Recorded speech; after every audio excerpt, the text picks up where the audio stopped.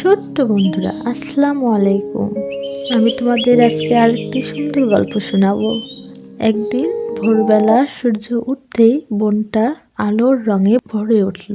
পাখিরা গান গাইতে লাগলো, খরগোশ লাফাতে লাগলো, আর হরিণেরা ঘাস খেতে খেতে আনন্দে ঘুরে বেড়াতে লাগলো। বনের পাশেই ছিল একটি ছোট নদী।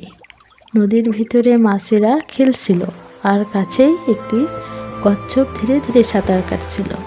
হঠাৎ একদিন আকাশ কালো হয়ে গেল, ঝড় শুরু হলো, গাছগুলো দুলতে লাগলো, পাখিরা ভয়ে পেয়ে উড়ে পালালো, আর ছোট প্রাণীরা আশ্রয় খুঁজতে লাগলো।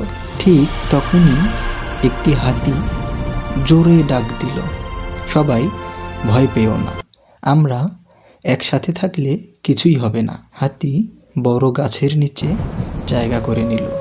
পাখিরা এসে তার পিঠে বসলো, খরগোশ আর হরিণেরা তার পাশে দাঁড়ালো, আর কচ্ছপ ও মাছ নদীর নিরাপদ জায়গায় লুকিয়ে থাকলো। সব প্রাণী একে অপরকে সাহায্য করতে লাগলো, কেউ কাউকে একা ফেলে রাখলো না।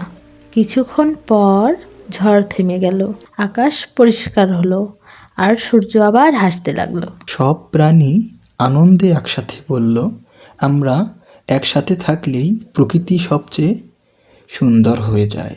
সেদিন থেকে বন, আকাশ আর নদীর সব প্রাণী একে অপরের বন্ধু হয়ে গেল। তো ছোট্ট বন্ধুরা, আমরা এখান থেকে শিখলাম একতা আর সহযোগিতা থাকলে সব বিপদ জয় করা যায়। আজকে এটুকুই। তোমাদের সকলকে ধন্যবাদ।